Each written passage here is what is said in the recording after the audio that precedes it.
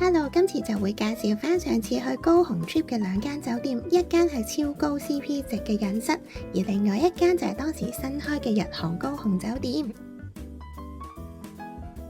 第一間係我住咗第一晚同埋第三晚嘅隱室，呢間酒店都幾新啊，而且佢位置好好。我第一晚係星期五晚，剩返嘅房唔多，我嗰間房係2張單人床嘅雙人房，差唔多700蚊。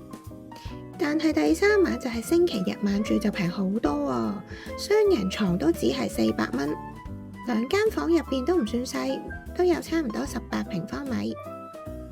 佢位置喺前金站，前金站喺機場出嚟係需要轉車，不過都好快就到。而且呢一個站好多出口都有電梯或者係升降機，所以拎住行李都好方便。如果唔計拎住行李嘅出口，就咁步行去最近嘅出口都只係5分鐘，而且都好近六合夜市，想步行去美麗島車站亦都好方便。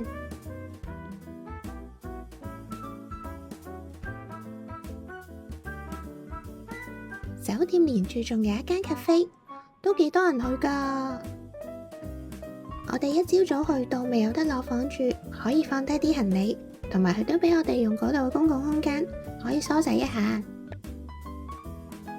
不過佢哋就冇單獨儲存行李嘅空間，都係喺大堂嗰度放喺度。而且職員嘅視線並唔係直線望到呢一啲行李，所以有貴重嘢都唔好放喺度啦。地下呢一層仲有咖啡機、茶、熱水。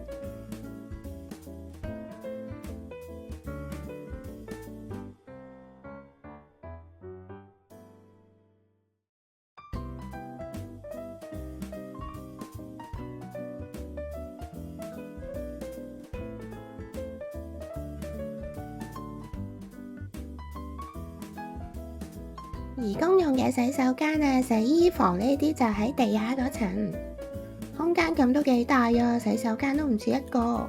而呢個規模嘅酒店嚟講，我覺得都算唔錯。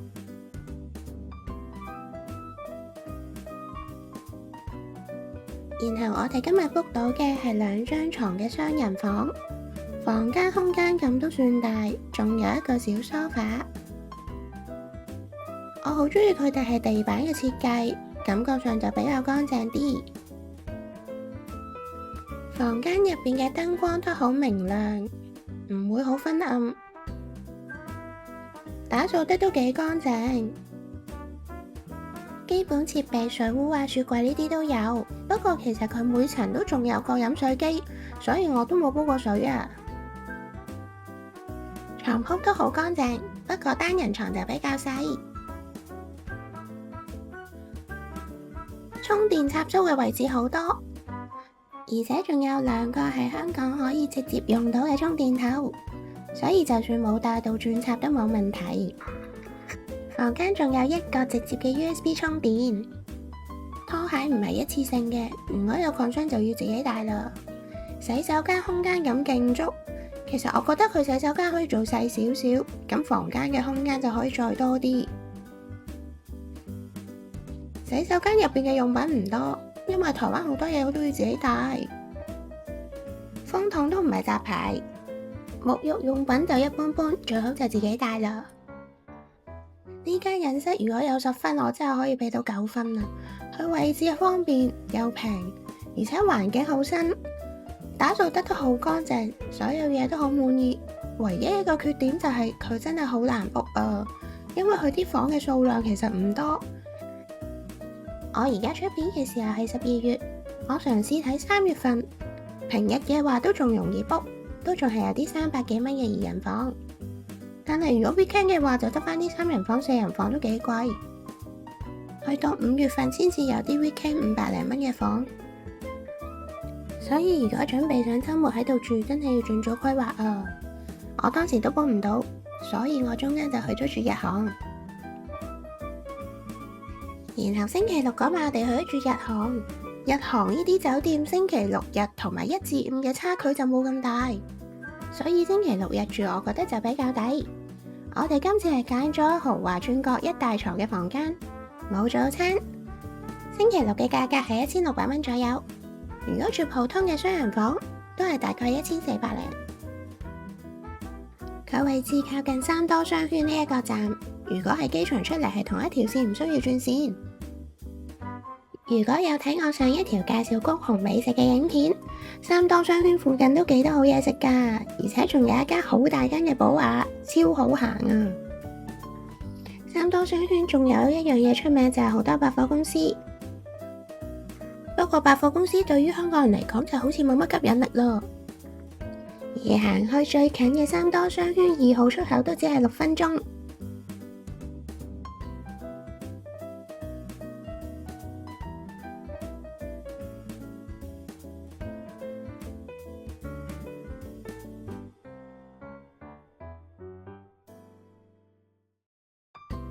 日航酒店嘅 lobby 超大呀，等候空間非常廣闊。不過呢度除咗住客以外，都仲有好多嚟餐廳嘅人喺度等。前台嘅服務係超好啊，令人真係好似去咗日本咁樣。我嚟嘅時候，佢都只係開業咗3個月，所以所有嘢都好新，甚至仲有少少裝修味。張房卡都好靚啊！我哋住12樓，唔算非常高。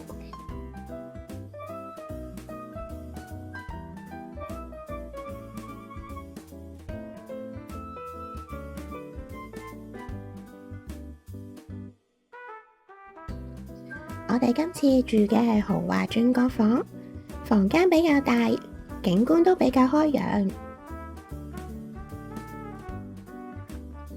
哇，個浴缸超正啊！不過唔知道個玻璃係唔係防偷窺嘅呢？入到去其實有一個好似玄關咁嘅小空間，之後先至係房間。因為呢個轉角房，所以房間兩邊都有窗，有張大梳化，有2粒水果做小禮物。水壺啊、咖啡機啊，呢啲都一應俱全，亦都有小雪櫃。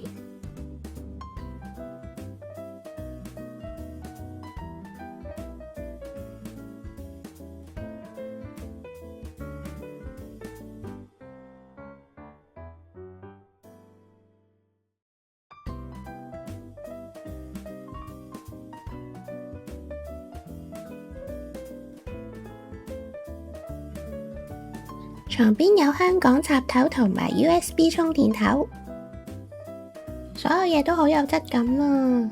雖然好多5星級飯店都係呢啲配套，但係新簇簇嘅感覺係唔同啲㗎。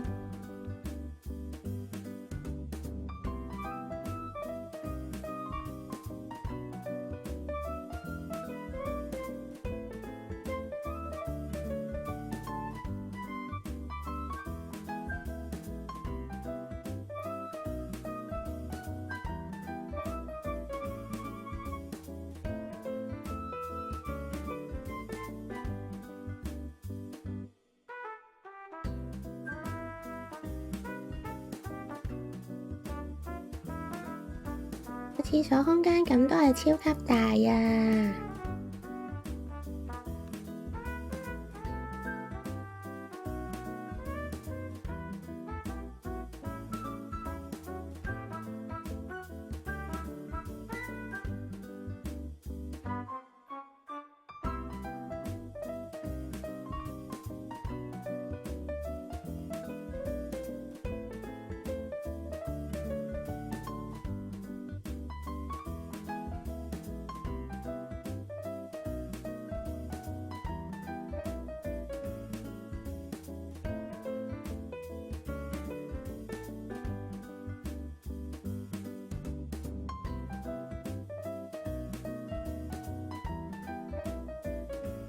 風筒當然都唔會係雜牌。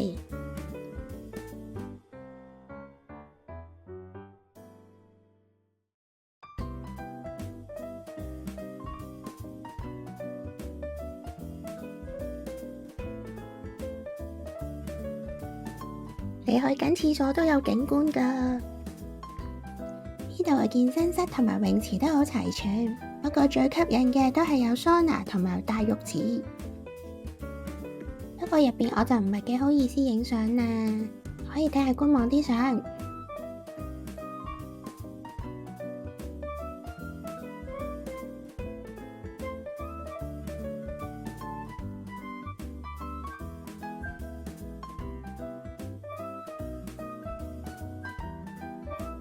整體嚟講，呢間酒店真係超抵住啊！我下次嚟一定會再住翻佢，仲要加埋個早餐。